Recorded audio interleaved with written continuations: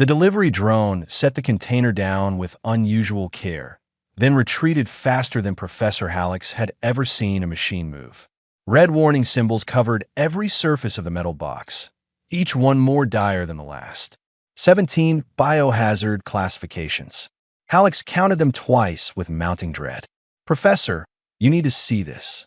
His assistant Rella backed away from the scanning screen, her faceplates shifting to a pale blue that meant fear among her species.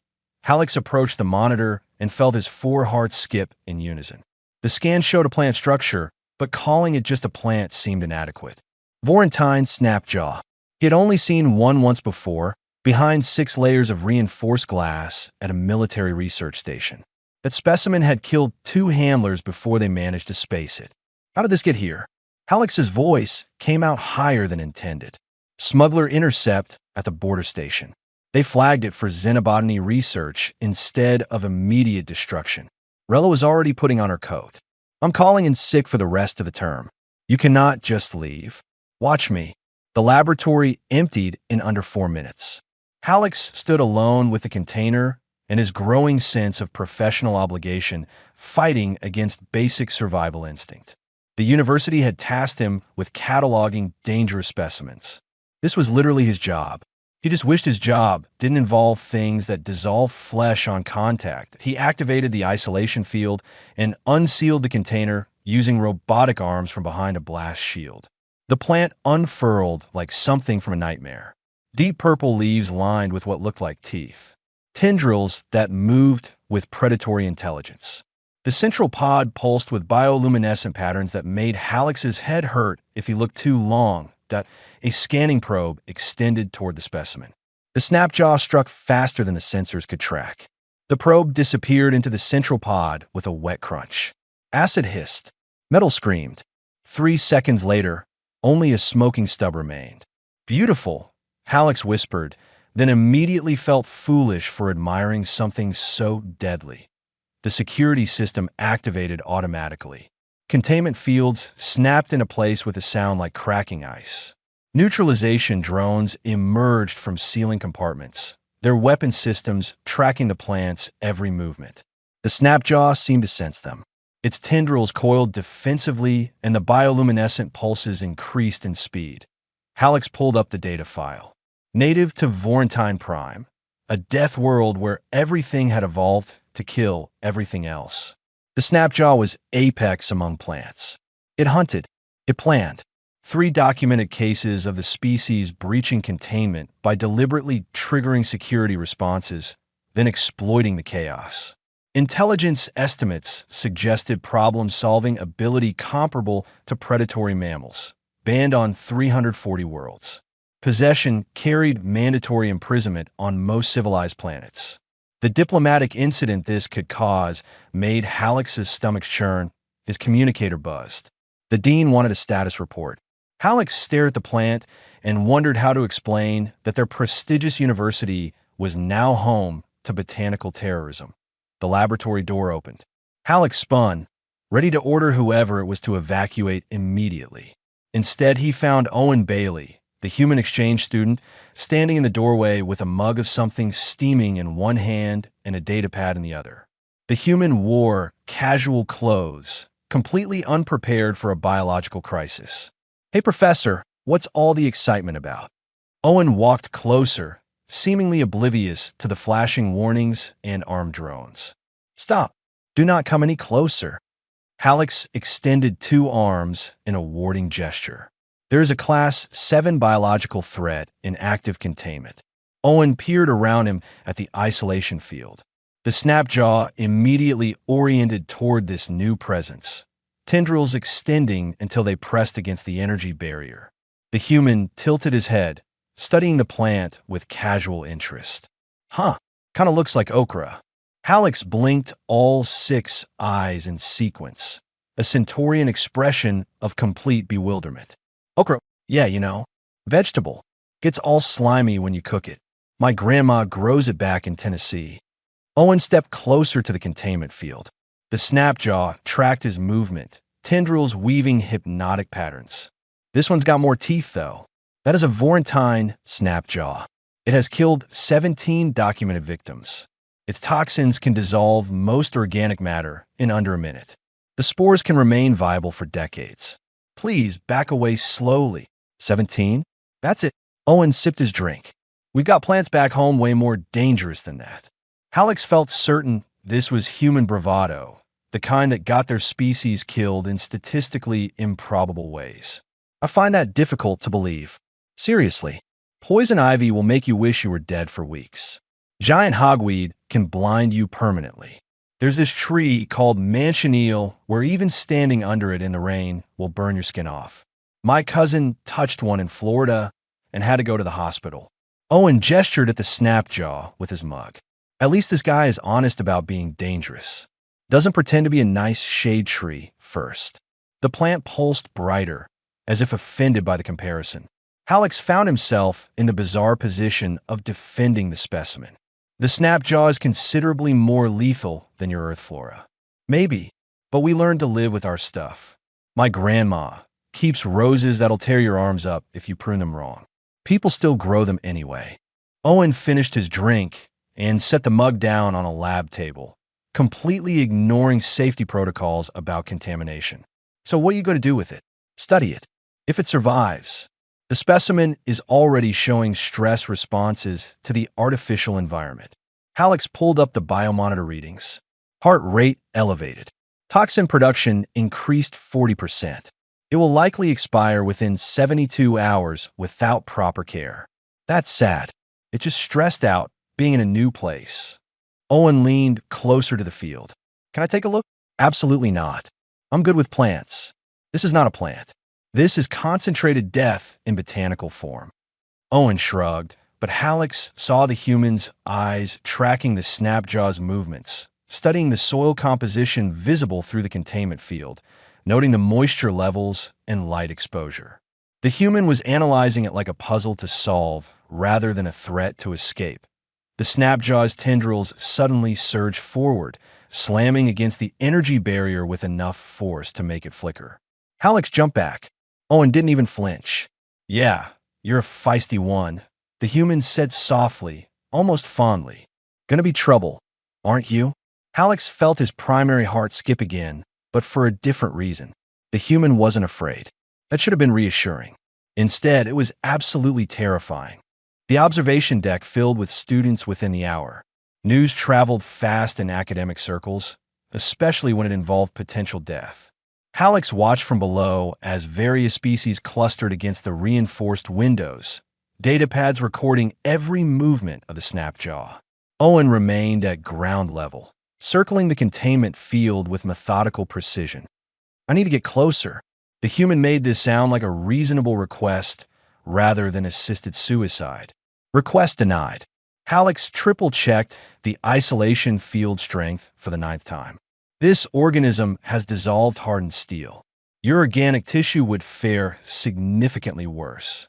Owen tapped notes into his datapad, unbothered by the rejection. My grandmother grew something similar back home. Not identical, but same kind of aggressive defense system. Carnivorous, right? Correct. It supplements photosynthesis by consuming prey. Insects, small animals, unwary researchers. Hallex gestured at the files floating above his terminal. 17 documented fatalities. 412 severe injuries. Those are just the recorded incidents. What did they do wrong? The question caught Hallex off guard. They approached it. No. How did they approach it? Fussed movements. Threatened it first. Used the wrong tools. Owen zoomed in on an image of the plant's tendril structure. Aggressive plants usually react to specific triggers. Figure out the triggers, you can work around them. Above them, a Delphian student called down through the observation window. Humans actually keep dangerous plants voluntarily. I researched their species after Owen joined the program. They cultivate flora that requires protective equipment just to maintain. Roses, someone else added. They have thorns that serve no evolutionary purpose except to injure. Humans bred them that way deliberately. Owen glanced up and grinned. Roses are easy. Try handling a devil's club bush. Things covered in spines that break off under your skin and get infected. Still grows wild all over the Pacific Northwest. People just work around it.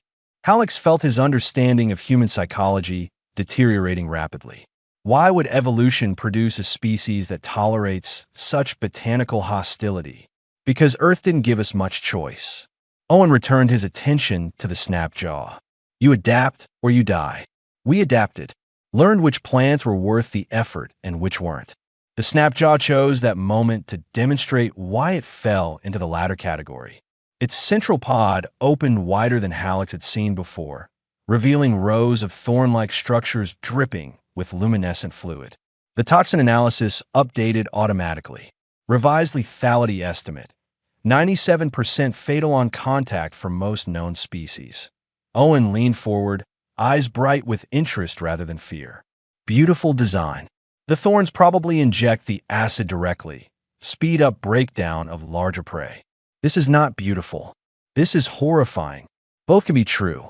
The human walked to the other side of the containment field, studying the plant from a new angle. How long until it dies? Hallex checked the declining vitals. 48 hours, perhaps less. The soil composition is wrong. Moisture levels incorrect. It cannot sustain itself in this artificial environment. What does it need? Unknown. Vorentine Prime's ecosystem is barely documented. The planet is too hostile for extensive research. We have basic atmospheric data and little else. But you can make educated guesses, right? Cross-reference with similar carnivorous plants from other worlds. Owen was already pulling up databases, fingers flying across the datapad interface. What's the native soil pH? Mineral content? Does it need specific bacteria in the root system?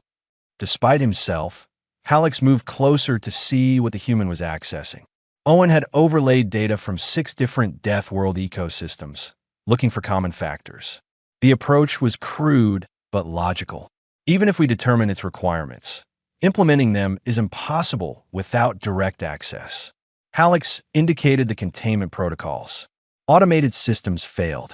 It destroyed 3 maintenance drones already. Then use manual intervention. You volunteered to be dissolved. I volunteer to try. Owen met his gaze with unsettling calm. Look, Professor, I get that this thing is dangerous, but it's also dying.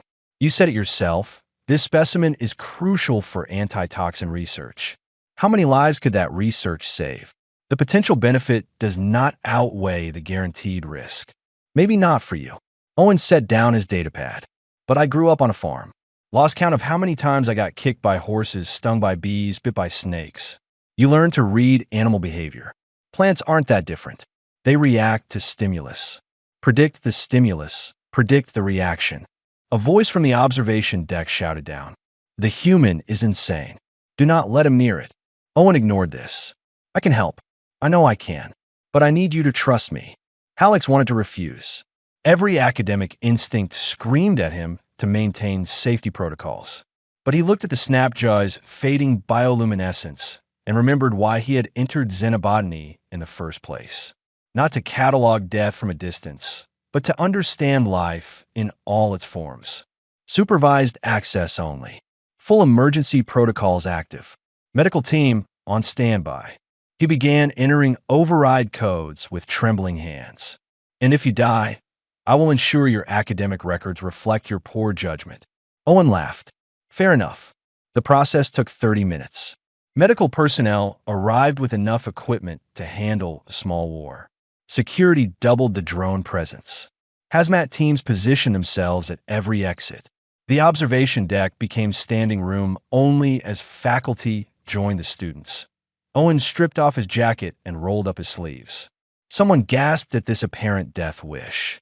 Hallex handed him standard laboratory gloves, reinforced but not full hazmat gear. This is insufficient protection, Hallex protested. Can't feel the soil properly through heavy gloves. Need to check texture, moisture, temperature. Owen flexed his fingers. I'll be careful. The containment field section lowered. The snapjaw reacted immediately, tendrils whipping toward the opening with predatory speed. Owen stepped through calmly, hands visible and empty, movements slow and deliberate. Hey there, he said softly. Let's figure out what you need. The plant struck. Hallex prepared to trigger emergency extraction. But Owen had already moved, shifting his weight with practiced ease. The tendrils missed by centimeters. The human crouched near the soil base, just outside what Halleck's estimated was the creature's attack range. Good reaction time, Owen commented, as if praising a particularly clever pet. But you're tired, aren't you? Not getting what you need here. He reached toward the soil. Every observer held their breath. The snapjaw tensed, bioluminescence flickering in what might have been confusion. The human had entered its territory, but wasn't fleeing, wasn't attacking, just slowly, carefully touching the dirt near its roots. Owen brought a handful of soil to his nose and sniffed. Too alkaline and way too dry. You're from a humid environment, aren't you? Need that moisture. The plant swayed slightly, tendrils still extended, but no longer striking. Halleck realized he was watching something unprecedented. The snapjaw was curious. It was trying to understand this strange creature that refused to behave like prey. Owen stood slowly, backing toward the containment opening. I can fix this, buddy. Give me a day. We'll get you comfortable. The human exited the field. The barrier snapped back into place. Above, the observation deck erupted in shocked conversation. Halleck stared at his student. You just survived direct exposure to a Vorentine snapjaw. Barely counts as exposure. It didn't really try to kill me. Owen brushed soil from his hands. It's scared and stressed. Once it realizes we're trying to help, it'll calm down. Plants do not experience emotions. Tell that to the snapjaw. Owen grinned. Now about that soil composition. 3 days passed in a blur of soil analysis and careful observation. Owen practically lived in the laboratory, sleeping on a cot he had dragged in from somewhere. Halleck found himself keeping equally strange hours, fascinated by the human's methodology. You talk to it, Halleck observed during one late-night session. Owen looked up from adjusting a mineral supplement mixture. Helps me think. Plus, I figure if it's smart enough to hunt, it's smart enough to recognize non-threatening behavior patterns. That is not scientifically sound reasoning. Maybe not, but it works. Owen approached the containment field with his latest soil blend. The snapjaw tracked his movement but remained relatively calm. Over the past 72 hours, its aggressive displays had decreased noticeably when Owen was present. All right, buddy, let's try this mix. Got some extra sulfur compounds this time. The isolation field lowered just enough for Owen to reach through with a long-handled tool. The plant could have struck. Instead, it allowed him to deposit the new soil near its root system. When Owen withdrew, the snapjaw's tendrils immediately began working the fresh earth into its base. It is accepting the supplement, Halleck noted with amazement. Told you it was just stressed. Owen made notes on his datapad. Carnivorous plants on Earth do the same thing. They get cranky when the soil's wrong because they can't photosynthesize efficiently. Makes them more aggressive to compensate. But Earth carnivorous plants do not actively hunt. Venusflitrabs do. Sort of. And pitcher plants are basically death traps for anything that falls in. Owen pulled up images on his pad. Humans have been fascinated by killer plants forever. We've bred some species to be even more aggressive than their wild ancestors. This information disturbed Halleck greatly. Why would you intentionally make dangerous flora more dangerous? Because we can. Because it's interesting. Because some guy back in the 1800s thought it would be cool. Owen shrugged. Humans are weird about plants. We poison ourselves with them, make medicine from them, kill each other with them, and use them to say sorry after arguments. Plants are part of everything we do. The snapjaw pulsed brighter, a sign Halleck had learned meant contentment. The new soil was working. Owen noticed too and allowed himself a small smile of satisfaction. You mentioned your family runs a restaurant. Halleck asked, curious about the context Owen had mentioned earlier. Farm-to-table place. We grow most of our own ingredients. My grandmother basically built the whole operation from scratch. Owen's expression softened with obvious affection. She taught me that every plant has requirements. Meet those requirements, and even the difficult ones become manageable. Ignore them, and even easy plants die. Did she teach you about plants like this? Not exactly, but principles are the same. Figure out what it evolved for, what conditions it expects, what stresses it responds to. Owen counted off on his fingers. This guy evolved on a high-humidity death world with acidic soil and probably lots of competition for resources. So it developed extreme defensive mechanisms and efficient hunting strategies. That analysis is remarkably accurate considering we have limited data on Vorntime Prime. Context clues. Look at the structure. Owen pointed at the Snapjaw's various features. Those tendrils are designed for humid air.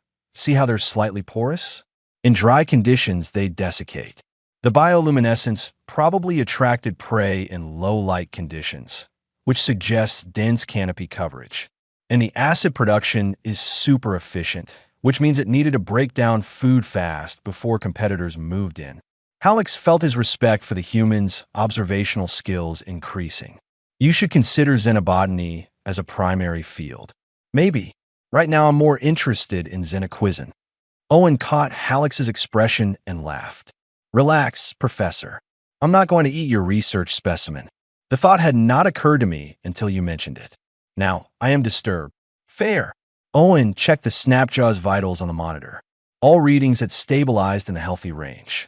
You know, back on Earth, there are tons of plants that are technically poisonous, but humans figure out how to eat them anyway. Why would you consume poison? Because it tastes good?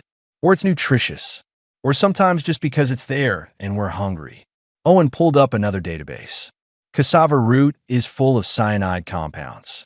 Processing it wrong can kill you. But it's a staple food for over 500 million humans. Rhubarb leaves are toxic, but the stalks are fine if you cook them right. Kidney beans need to be boiled at specific temperatures, or they'll make you sick. This seems unnecessarily complicated. Humans are unnecessarily complicated. We take simple things and make them harder for no good reason. Owen approached the containment field again, this time carrying a water mister. But we also take hard things and figure out how to make them work. Like this guy. He activated the mister, creating a fine humid cloud inside the containment area. The Snapjaw's response was immediate and dramatic. Its tendrils extended fully, leaves spreading to catch maximum moisture. The bioluminescence shifted to a warm amber color. It is pleased, Hallex said, startled to be ascribing emotions to a plant. Very pleased. Look at how it's opening up. This is what it needed all along. Owen increased the humidity gradually, monitoring the plant's reaction. Probably used to getting moisture from fog or morning dew on Vorntime Prime. Over the next hour, they fine-tuned the environment together. Hallex provided scientific measurements, while Owen interpreted the plant's behavioral responses. The Snapjaw became increasingly calm, its aggressive posturing completely absent. I want to try something, Owen said eventually. That phrase from you causes me significant anxiety. Nothing dangerous, just trust building. Owen entered the containment area again, moving with his characteristic slow confidence. The Snapjaw oriented toward him, but made no aggressive movements. He crouched at the edge of its attack range and simply waited. What are you doing? Hallex asked, letting it get used to me. Same thing you do with a nervous animal. It is not an animal.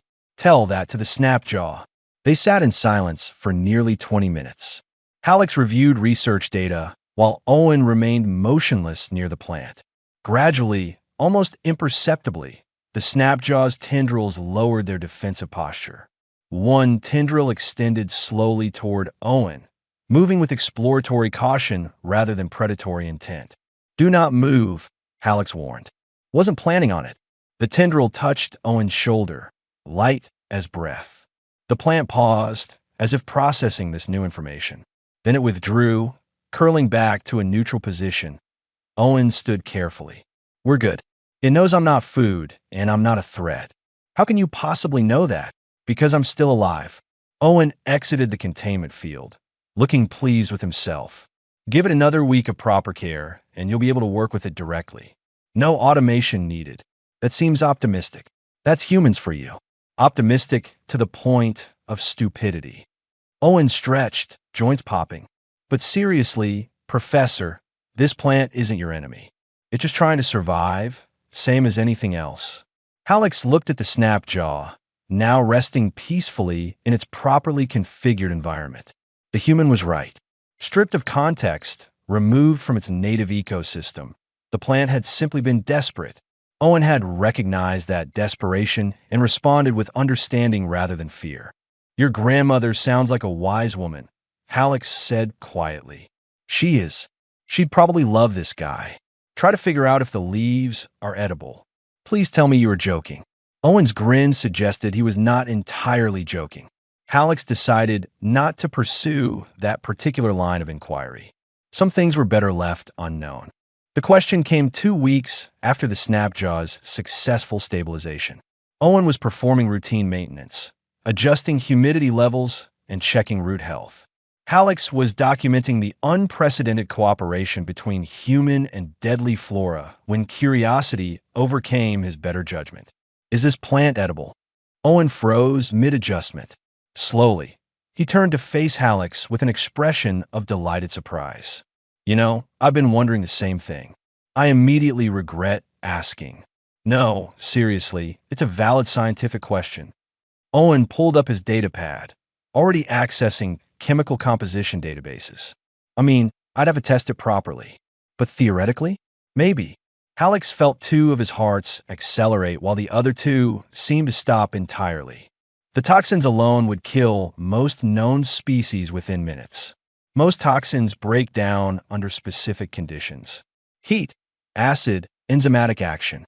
Owen was fully engaged now, eyes bright with the particular excitement humans displayed when considering possibly lethal experiments. "Look at the structure of the defensive compounds.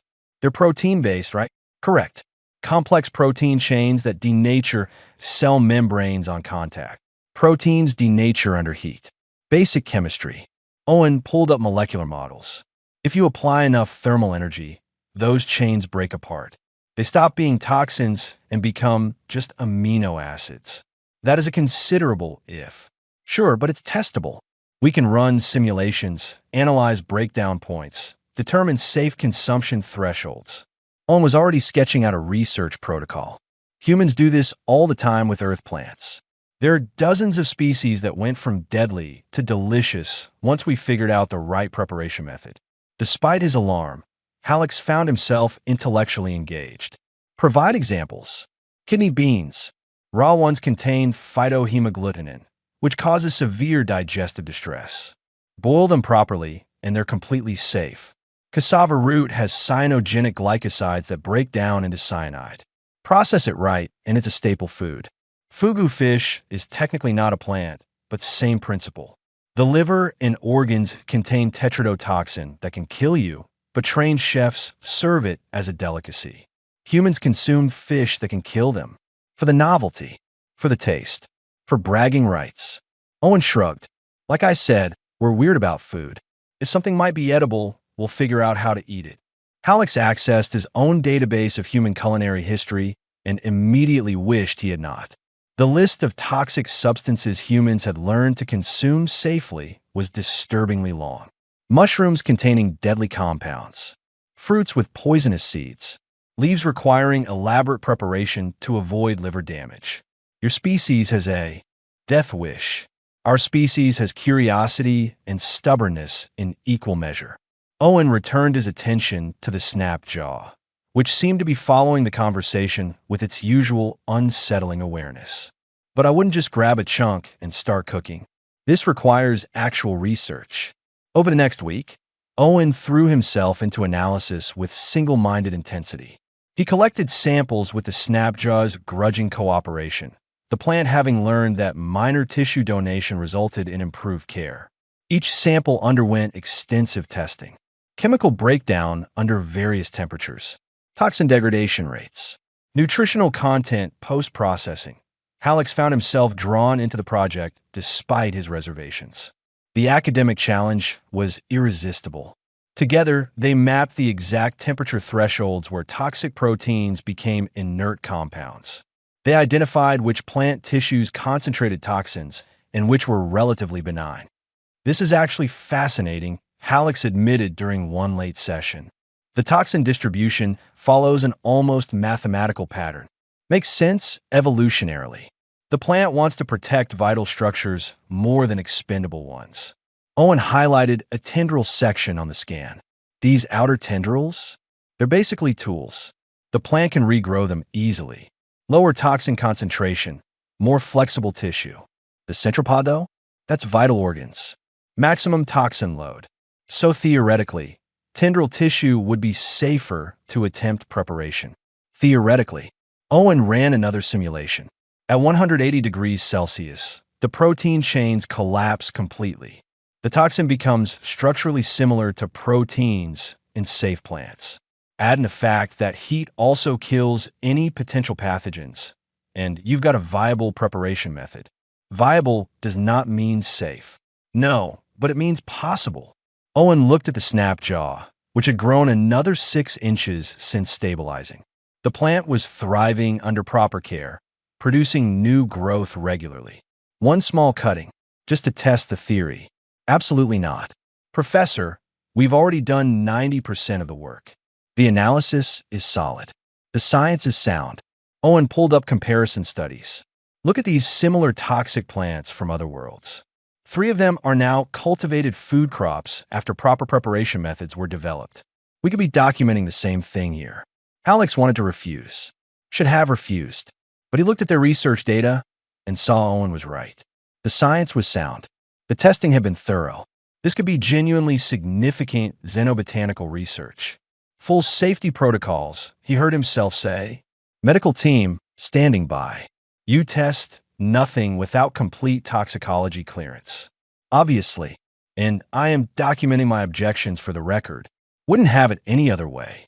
Owen grinned and immediately began drafting formal research proposals. The University Ethics Board took 3 days to approve the experiment. Multiple departments weighed in. Medical staff prepared for potential emergency intervention. The dean personally reviewed the safety measures twice. Finally, approval came through with so many conditions and caveats that the document was longer than most dissertations. Owen read it once, signed it, and got to work. Harvesting the sample took careful negotiation with the snapjaw. Owen spent an hour in the containment field, talking softly to the plant and explaining what he needed. Whether the plant actually understood remained debatable, but it eventually extended a tendril and allowed Owen to take a small cutting. Thank you. Owen told it seriously. I'll make this count. The cutting went immediately into analysis. Every molecule was mapped. Every potential breakdown product identified. Owen cross-referenced with every known toxic compound in Galactic databases, looking for similar structures and their neutralization methods. I want to try multiple preparation methods, he explained to Alex. Boiling, roasting, frying. Different temperatures, different durations. Build a complete safety profile. They converted a biosafety kitchen into a temporary research laboratory. Owen brought cooking equipment from his apartment, tools worn smooth with use. A knife his grandmother had given him. A portable heating element that had seen better days. Basic seasonings that seemed absurdly mundane next to the deadly plant tissue they were about to process. This feels surreal, Alex admitted, watching Owen prep the cutting with professional efficiency. Most good science does. Owen began the first preparation test, monitoring temperature with obsessive precision. Heat application in 3, 2, 1. The tendril section sizzled as it hit the hot surface. Owen watched the tissue closely, adjusting heat levels according to their research data. The toxic bioluminescence faded as proteins denatured. Chemical sensors confirmed the breakdown of harmful compounds. It is working, Alex whispered. So far, Owen prepared multiple samples, each with slight variations in technique. Boiled versions, roasted versions, pan-fried versions. Each one went through immediate toxicology screening. After 2 hours, they had results. Every properly prepared sample showed 0 toxic compounds. The proteins had broken down exactly as predicted. Nutritionally, the plant tissue was remarkably dense with useful compounds. Owen stared at the final sample, a small piece of roasted tendril that looked disturbingly like grilled vegetable. We did it. The question remains whether it is palatable. Only one way to find out. Owen reached for the sample. Alex grabbed his arm with 2 hands. You cannot seriously intend to consume that. Someone has to be first. Better me than anyone else. Owen met his gaze calmly. I designed this experiment. I ran the tests. If I'm wrong, I should be the one who faces consequences. That is foolish human nobility. That's human responsibility. Owen pulled free gently. Trust the science, Professor. We did good work here. Medical scanners activated automatically as Owen raised the sample to his mouth. Alex held his breath. The human chewed thoughtfully, swallowed, and waited. 30 seconds passed. A minute. 2 minutes. The medical readouts showed normal function across all parameters. Well, Alex demanded. Owen smiled. Tastes like asparagus crossed with artichoke. Little bitter. Needs salt. The observation room filled faster than Alex had ever seen. Word spread through academic channels with the speed reserved for genuine scientific breakthroughs or spectacular disasters. Faculty from 17 departments crowded against the viewing windows. Graduate students jostled for better positions. Even the dean attended, looking simultaneously intrigued and horrified. Owen worked in the biosafety kitchen below, completely focused on his preparation. He had brought additional samples from the snapjaw, harvested with the same careful cooperation that had become routine between human and plant. The cutting board, knife, and heating elements looked absurdly mundane compared to the deadly biological material being processed. He moves like someone who has done this thousands of times, observed Dr. Wren, the head of biochemistry. His family operates a restaurant, Alex explained. He has extensive culinary training. For Earth food, presumably, not for plants that dissolve flesh. The principles apparently transfer. Alex watched Owen segment the tendril tissue with precise cuts, separating the denser core from the more delicate outer layers.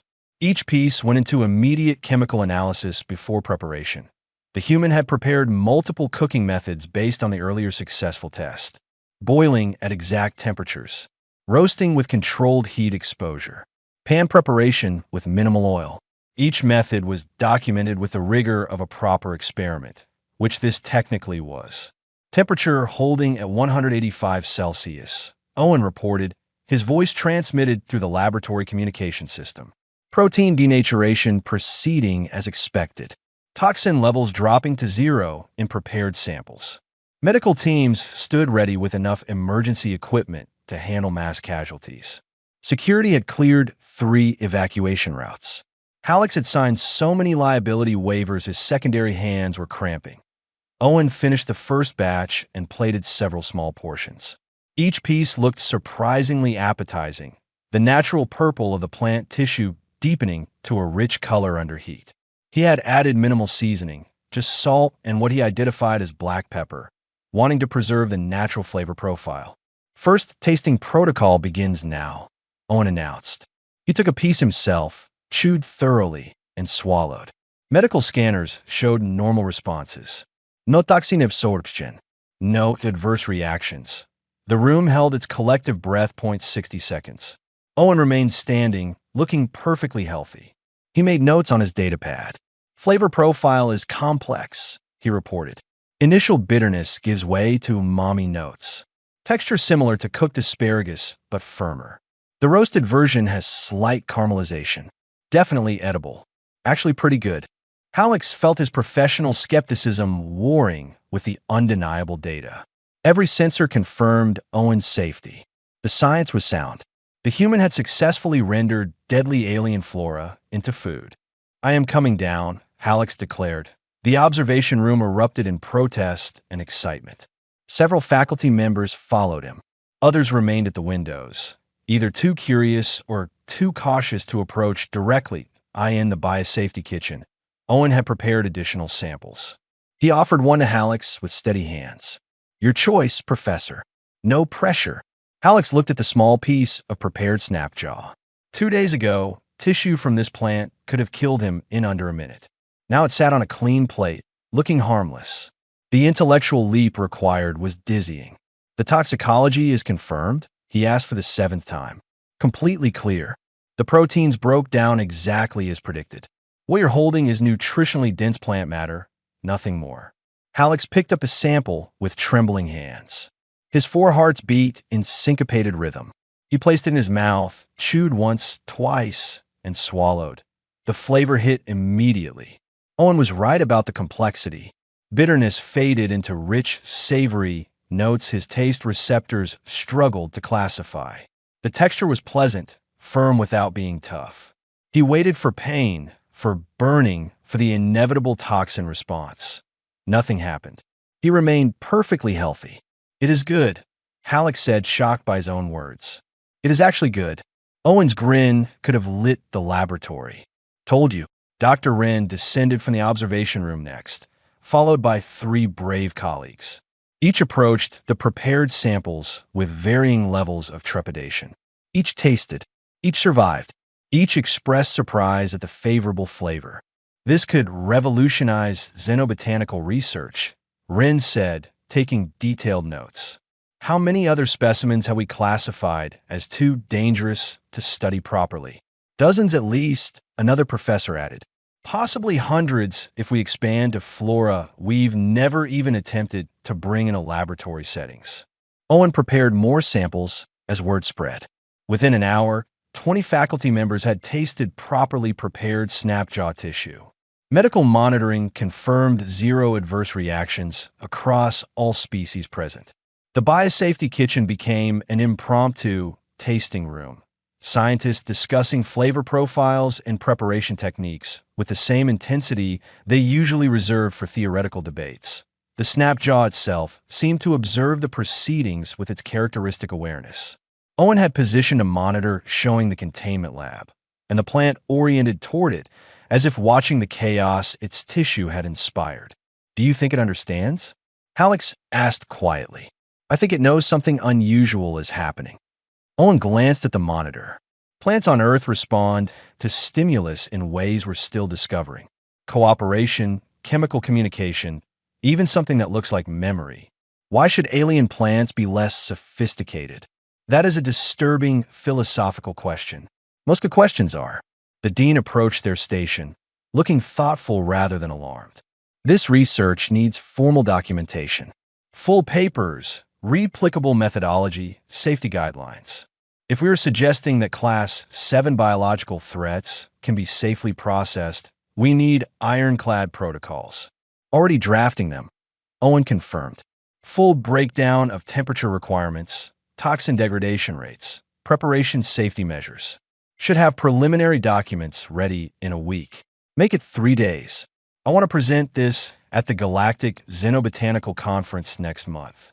The dean tried to sample himself, showing more courage than Halleck had credited him with. His expression cycled through apprehension, surprise, and finally appreciation. Remarkable. Simply remarkable.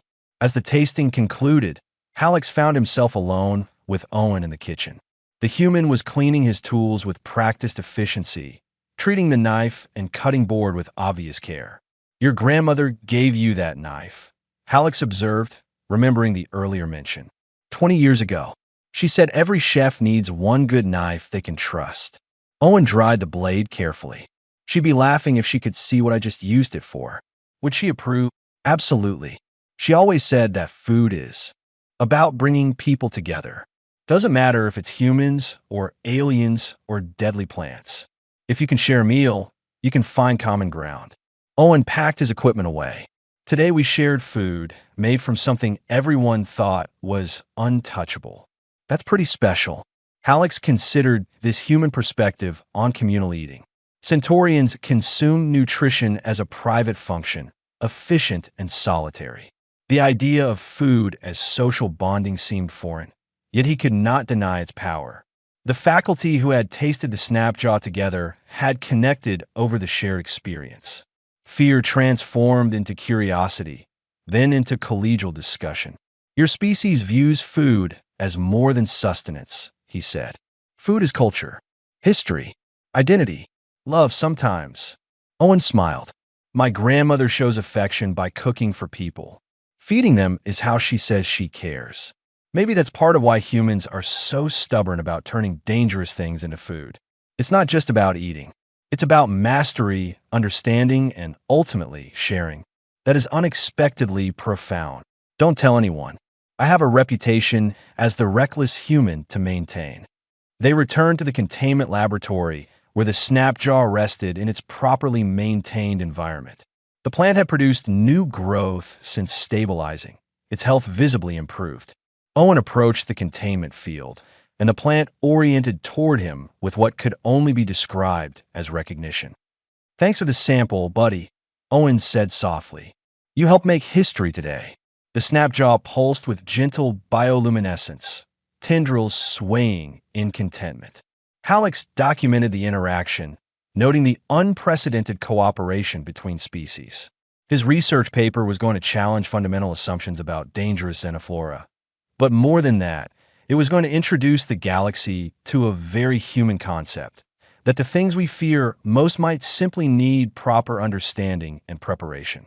That danger and utility could coexist. That with enough knowledge and care, even deadly plants could become dinner guests rather than threats. "I should contact my grandmother," Owen said suddenly. "She's going to want the recipe." 3 months transformed everything. The research paper Hallex and Owen co-authored became the most downloaded publication in university history, breaking records set by papers on faster-than-light theory and consciousness transfer. Academic institutions across 15 star systems requested copies of their protocols. The Galactic Xenobotanical Conference extended their presentation slot from 20 minutes to 2 hours. Hallex stood in his laboratory, reviewing the flood of incoming research proposals, and marveled at how quickly perspective could shift. The snapjaw that had terrified his staff now served as the cornerstone of an entirely new field of study. Dangerous xenoflora integration, they were calling it.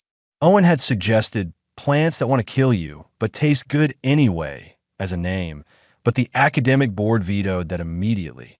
The plant itself had grown substantially. Properly cared for, it now stood nearly twice its original size, producing new tendrils weekly. Owen visited daily, maintaining the careful relationship he had built. The human talked to it constantly, explaining his day, discussing his classes, sharing casual observations about life at the university. "You are aware it cannot understand you," Hallex said during one such visit. "You don't know that for certain." Owen adjusted the humidity settings with practiced ease. "Besides, it responds better when I talk. Could be coincidence, could be something else. Why risk it?" The snapjaw swayed gently at Owen's voice, bioluminescence pulsing in what Hallex had learned to recognize as contentment. The student-plant bond had become a secondary focus of their research. Other xenobotanists were studying the recordings, trying to understand the mechanisms of cross-species cooperation, but a message alert interrupted Hallex's thoughts. Another university requesting Owen for a guest lecture series. The 17th such request this month. The human had become inadvertently famous, his approach to dangerous flora spreading through academic circles like wildfire. "You have 17 lecture invitations," Hallex informed him. "Can I do them remotely? I don't want to leave our friend here unsupervised for too long." Owen checked the plant's root system through the monitoring display. "It's finally stable. Disrupting the routine seems risky. I can maintain basic care in your absence." "You sure? Last time you tried to adjust the pH levels, it got cranky." Hallex recalled the incident with embarrassment. The snapjaw had indeed reacted negatively to his ministrations, tendrils lashing aggressively until Owen returned and calmed it. The plant had imprinted on the human in ways that continued to baffle xenobotanical theory. "Perhaps I will hire an assistant," Hallex conceded. The laboratory door opened to admit Dr. Wren and 2 colleagues from the agricultural development sector. They carried datapads loaded with proposals and questions. "We need to discuss volatile cultivation," Wren began without preamble. 4 agricultural worlds have expressed interest in controlled growing operations. Your protocols could transform entire ecosystems that were previously considered hostile. Owen looked up from his plant care, surprised. "You want to farm snapjaws?" "Among other species. Your research demonstrated that proper understanding eliminates danger. We could introduce countless valuable plants to environments where they would thrive, but were previously deemed too risky." Wren pulled up holographic displays of barren worlds. "These planets have the right conditions for aggressive xenoflora, but lack native ecosystems. Human-style cultivation could make them productive. That would require extensive safety training," Hallex cautioned. The preparation methods must be followed exactly, which is why we want Owen to head the training program. Rin turned to the human. 6-month contract, full faculty position, your choice of research assistants. Teach our people how to think like you do about dangerous plants. Owen blinked. I'm still a student. You are the foremost expert on dangerous xenoflora integration in known space. Student status is a technicality. Rin smiled. Besides, you will be teaching practical application, not pure theory. Your skill set is unique. Alex felt conflicting emotions. Pride that his student had achieved such recognition. Concern about losing his research partner. Curiosity about what Owen might accomplish with proper resources and authority. I need to finish my degree, Owen said slowly. Your current research counts as your thesis. The board already approved it. Rin pulled up official documentation. You have enough credits. You could graduate next month if you choose.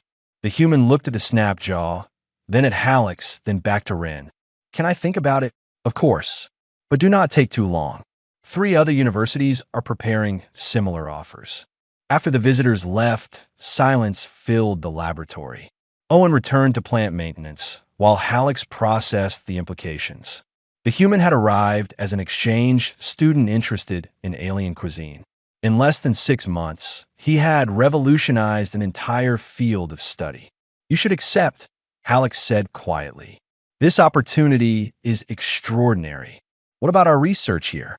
The snapjaw needs consistent care. I will manage.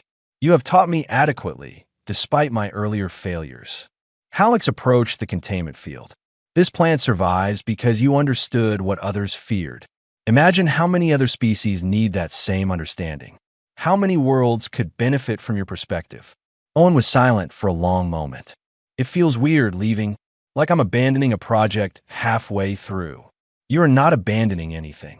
You are expanding it. Alex pulled up the flood of research requests still arriving daily. Look at this. Universities studying plants they previously classified as impossible to work with. Agricultural programs reconsidering entire categories of xenoflora. You started something significant, Owen, but it should not end with one plant in one laboratory. The snapjaw pulsed brighter, as if agreeing. Owen laughed and shook his head. Even the plant thinks I should go. The plant recognizes that your talents are wasted on single specimen maintenance. That's a very generous interpretation of plant behavior. They work together in comfortable silence for another hour, finalizing care protocols and documentation. Alex watched Owen interact with the snapjaw and recognized something profound. The human did not see a deadly organism requiring containment. He saw a living thing requiring understanding. That fundamental difference in perspective was what made his approach so revolutionary. I have a question, Owen said eventually. Why did you let me try in the first place? That first day, when I wanted to enter the containment field, you could have refused. Should have refused, really. Alex considered this. Because you were not afraid. Or rather, you were afraid, but approached anyway. I spent my career studying dangerous specimens from safe distances, and it yielded limited results. You walked up to the deadliest plant in my laboratory and saw a problem to solve rather than a threat to avoid. I wanted to understand that perspective. And do you? Understand it. Somewhat. Humans evolved on a world that challenged you constantly. You learned to engage with danger rather than retreat from it. That engagement became cultural, psychological, fundamental to your species' identity. Alex gestured at the thriving snapjaw. You turned this plant from a specimen to a colleague. That is not something my species would naturally conceptualize. It's not that complicated. Everything alive wants basically the same things. Food, water, safety, comfortable environment. Once you figure out what something needs, the rest is just patience and respect. You make it sound simple. Most things are simple. We just make them complicated by overthinking. Owen grinned. Though I guess that's rich coming from the guy who wanted to eat the deadly alien plant. The communications system chimed. The dean requesting a meeting. More universities with proposals. A terraforming company asking about consultation contracts. Owen's life was about to accelerate in directions neither of them had anticipated when he first walked into the laboratory 3 months ago. Whatever you decide, Halleck said, document everything. Write detail guides. Make your knowledge accessible. He paused, then added more softly, and perhaps visit occasionally. I suspect our friend will miss your conversations. Owen looked at the snap jaw, which had oriented all its tendrils toward him in obvious attention. I'll visit, and I'll make sure whoever takes over my care duties knows the routine. Plants need consistency, as do professors who have grown accustomed to their research partners. They spent the evening finalizing transition plans and reviewing protocols. The snapjaw seemed to sense change coming, its bioluminescence patterns shifting to colors Halleck had not seen before. Whether this indicated distress or merely awareness remained unclear. As Owen prepared to leave that night, he paused at the laboratory door. You know what my grandmother would say about all this? I cannot imagine. She'd say that the best recipes get shared, that keeping knowledge to yourself makes it stale. You have to pass it on, teach others, let it grow beyond you. Owen smiled. I think she'd be proud. Of both of us. Halleck watched him go, then turned to the snapjaw. The plant pulsed gently in the quiet laboratory, no longer the terrifying specimen that had arrived in a sealed container covered in warnings. It had become something else through patience, understanding, and a human's unwillingness to accept danger as a permanent state. The research papers would document the science. The protocols would ensure safety. But Halleck suspected the real lesson was simpler and more profound. Fear was not overcome through distance and containment. It was overcome through approaching what frightened you and asking what it needed. His grandmother would have approved, Halleck thought. Even if he had never met the woman, he understood her philosophy now. Food was love. Understanding was respect. And sometimes the deadliest things in the universe just needed someone brave enough to figure out the recipe. The snapjaw swayed in agreement, or perhaps just in response to the ventilation system. Either way, Halleck chose to believe it understood. Share artifacts download, all Part 6 document, MD Part 5 document, MD Part 2 document, MD Part 4 document, MD Part 3 document, MD Part 1 document, MD.